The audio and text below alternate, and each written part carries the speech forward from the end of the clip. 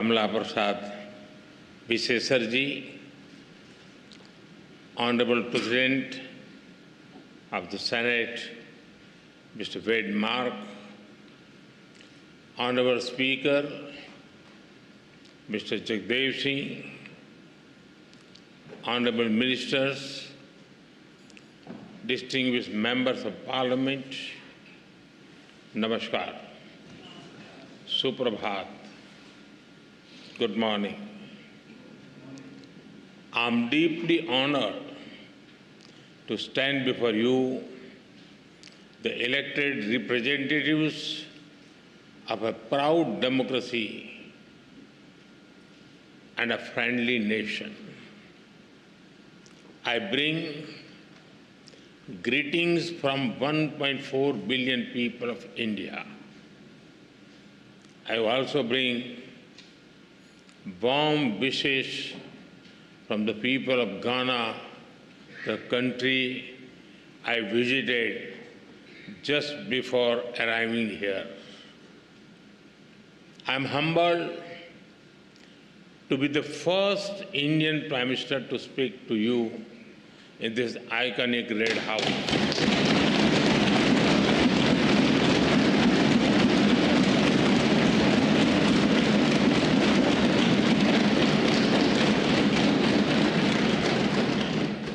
This historic red building has seen struggles and sacrifices of the people of Trinidad and Tobago for freedom and dignity. Over the past 6 decades, it has stood strong as you built a just, inclusive, and prosperous democracy. Friends, the people of this great nation have chosen two remarkable women leaders, the President and the Prime Minister. They proudly call themselves daughter of the Indian diaspora.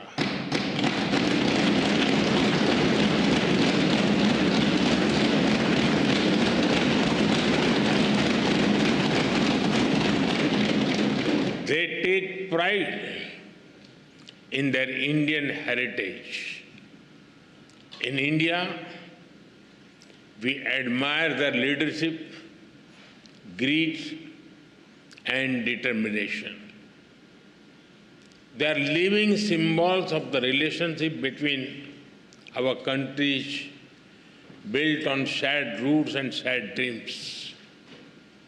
Distinguished members, both our nations rose from the shadows of colonial rule to write our own stories with courage as our ink and democracy as our pen.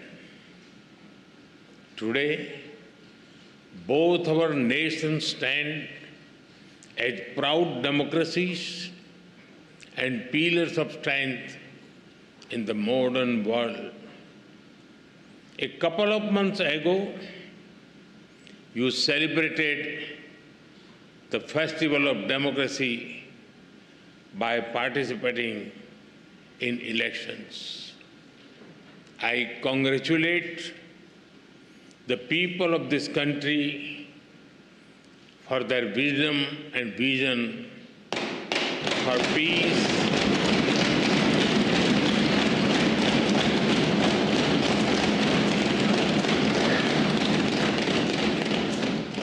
peace, stability, and prosperity.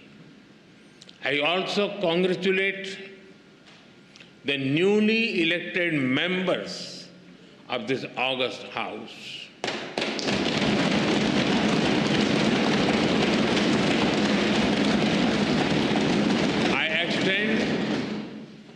Special greetings to Prime Minister Kamalaji for forming the government once again.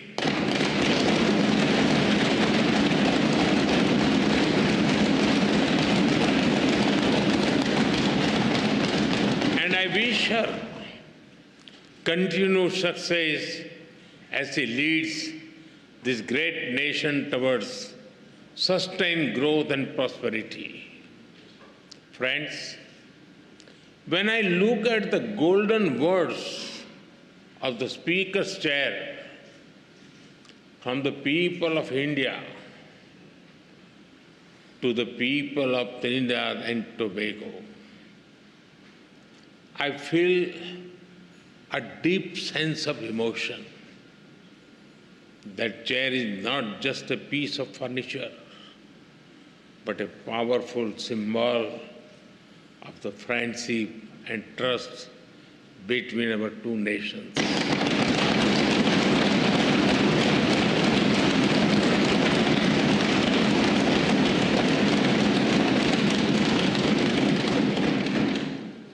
The words expresses the bond that one democracy feels for another. आप सभी जानते हैं, भारतीयों के लिए democracy सिर्फ एक political model भर नहीं है, हमारे लिए ये वे ऑफ लाइफ है, हमारी हजारों वर्षों की महान विरासत है। इस संसद में भी कई साथी ऐसे हैं जिनके पूर्वज बिहार से हैं। वो बिहार जो महाजनपदों यानी एंशिएंट रिपब्लिक्स की भूमि है। In India, democracy is not just a political system, for us it is a way of life. Your parliament also has some members whose forefathers were from the Indian state of Bihar, which is famous for centers like Vaishali. Friends, there is a natural warmth in the connection between our two countries. I must say, Indians are among the most passionate fans of the West Indies cricket team. We cheer for them with all our heart, except when they are playing against India. The relationship between our two countries is based on the foundation of centuries-old bonds. 180 years ago, the first Indians arrived on this land after a long and hard journey. Oceans away, the Indian beats blended beautifully with the Caribbean rhythm. Here, Bhojpuri found harmony with Creole. Dal puri met doubles, and tabla met the steel pan.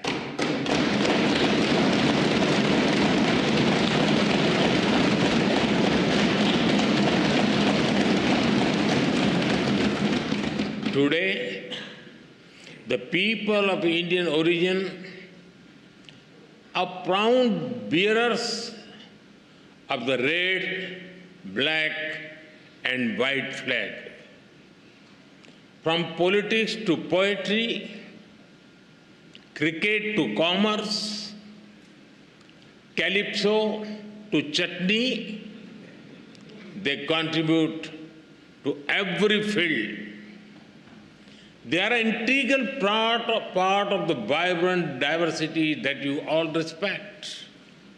Together, you have built a nation that lives its motto, together we aspire, together we achieve.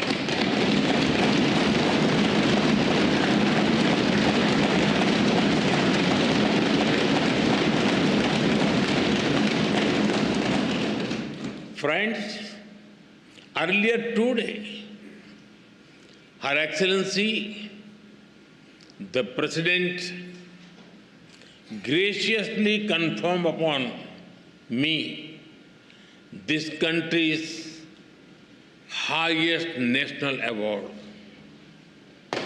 I accept it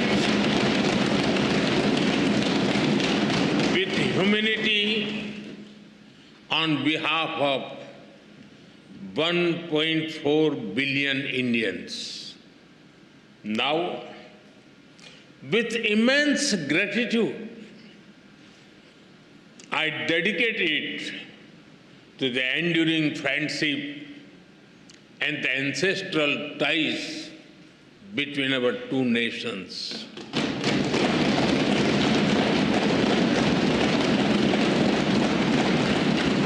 Friends, I'm delighted to so many women members in this House. Respect for women is deeply rooted in Indian culture.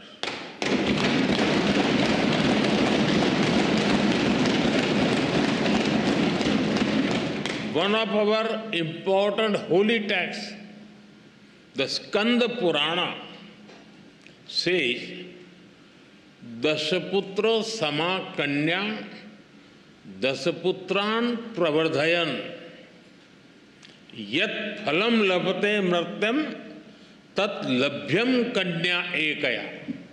It means one daughter brings as much happiness as 10 sons. We are strengthening the hands of women to build a modern India. From space to sports, startups to science, education to enterprise, aviation to armed forces, they are leading India to a new future in various domains. Like you, we have our women who rose from humble beginnings to become our president.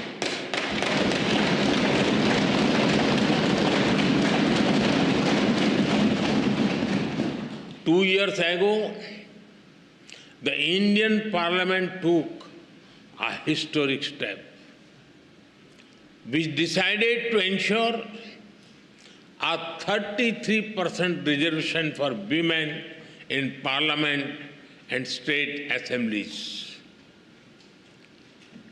This assurance that is the coming generations, more and more women will decide the destiny and direction of the nation.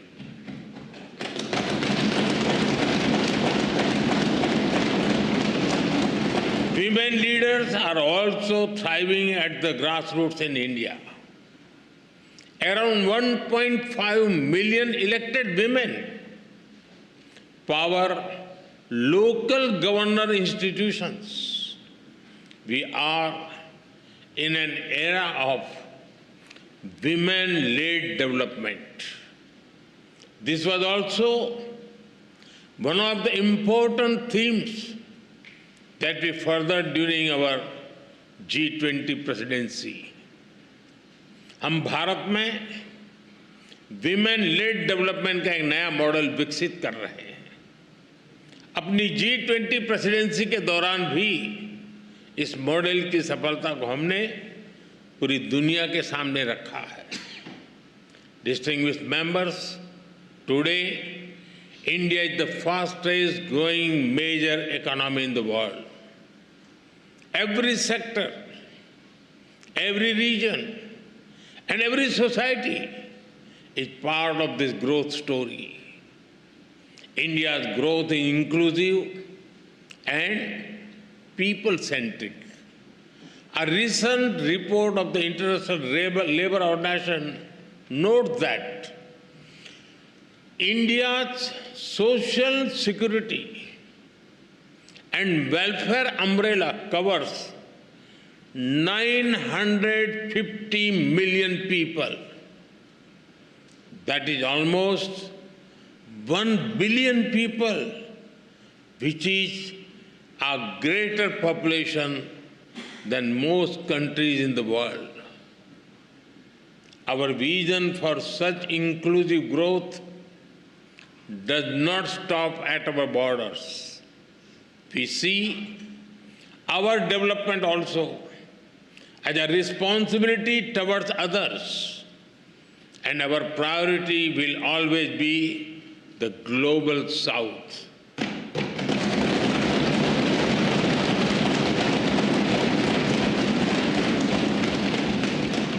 With the same spirit, we are deepening our relations with Trinidad and Tobago.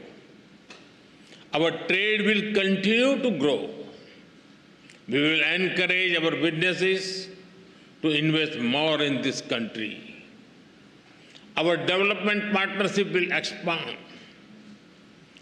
Training capacity, building, and skill development will keep human development as its center. Health has been and will remain a key part of our partnership. Many Indian doctors and healthcare workers have been serving here with distinction. We are glad that you have decided to recognize Indian medical standards. This will ensure access to high-quality, affordable medicine for all. We also welcome your decision to adopt the UPI, digital payment system. It is a major step forward. UPI has revolutionized digital payments in India. Powered by the platform, India has become the nation with the highest number of real-time digital payments in the world.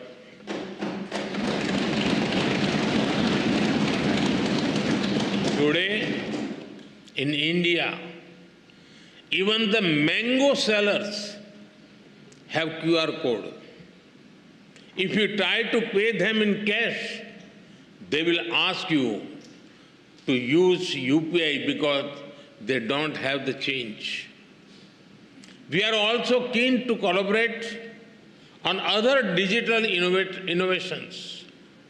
As India develops AI tools to foster growth and development in the global South, Trinidad Tobago will be a priority nation for us.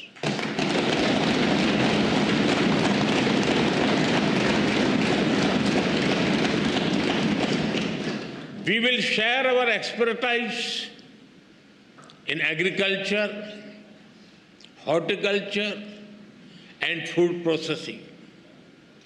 Machinery from India will support your agro industry. And because development is about dignity, we will organize an artificial limb fitment camp and differently able citizens here.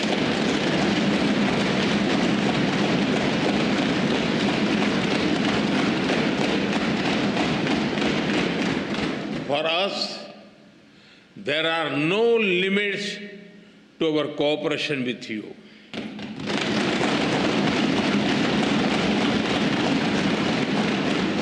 We will always be guided by your needs and priorities. Friends, synergy between our nations holds immense promise. As a key player in the Caribbean and bridge to Latin America, Trinidad and Tobago has a great potential.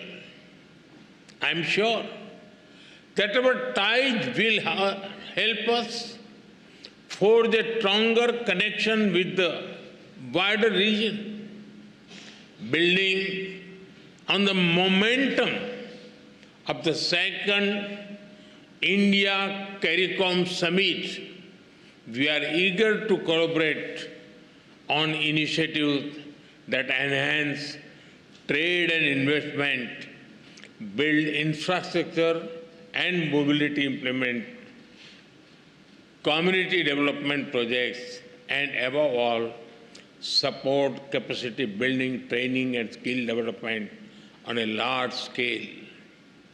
Friends, I also see our partnership in a larger global framework.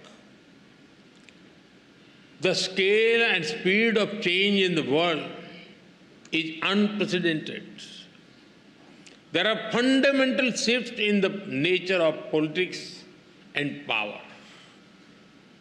Free trade is under pressure. There are growing global divisions, disputes, and disparities. The world is faced with challenges of climate change, food, health, and energy security. Terrorism remains a pressing threat. Colonial rules of the past may have ended, but their shadows linger in new forms. There are new challenges in space and cybersecurity. Artificial intelligence is unlocking the new opportunities as well as risk. The old institutions are struggling to deliver peace and progress. At the same time, the global south is rising. They wish to see a new and fairer world order. When the United Nations turned 75, there was great hope across the developing world. A hope that long-pending reforms would be realized, that their voices would finally be heard. But that hope has turned into disappointment. The voice of the developing world remains on the margins. India has always tried to bridge this gap. For India, Mahasagar, mutual and holistic advancement for society and growth across regions, is the guiding vision for the global south. Whenever we got the opportunity, we have given voice to the global south. During our G20 presidency, we brought the concerns of the global south to the center of global decision making. During the pandemic, while caring for our 1.4 billion people, India provided vaccine and medicines to over 150 countries.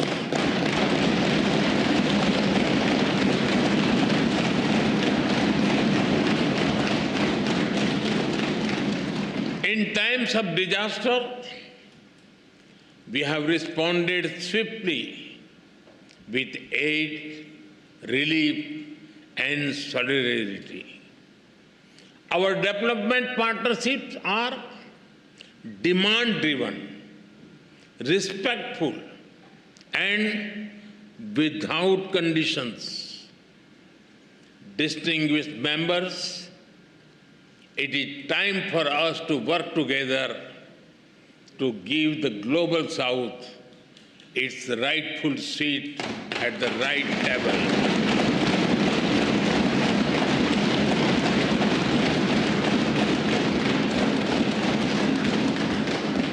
To ensure climate justice so that the burden does not fall on those who have contributed the least to the climate crisis.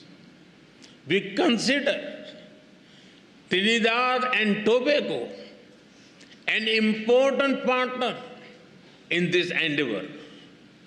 Friends, our two countries may differ in size and geography, but we are deeply aligned in our values. We are proud democracies. We believe in dialogue, sovereignty, multilateralism, and human dignity. In these times of conflicts, we must remain true to those values. Terrorism is the enemy of humanity. This very Red House has itself witnessed the wounds of terror and the loss of innocent blood. We must stand united to deny terrorism any shelter or space. We thank the people and the government of this country for standing with us in our fight against terrorism. Friends, our forefathers struggled, sacrificed, and had dreams of better lives for future generations. Both India and Trinidad Tobago have come a long way on the journey to the future we have promised our people. But we still have a lot to do by ourselves and together. All of you, as members of the Parliament, have a vital role in shaping that future. From Ayodhya to Arima, from the Ghats of Ganga to the Gulf of Paria, may our bonds grow ever deeper and our dreams ever higher. With these thoughts, I thank you once again for this honor. As you say here, with grace and pride, respect due. Thank you. Thank you very much. Thank you.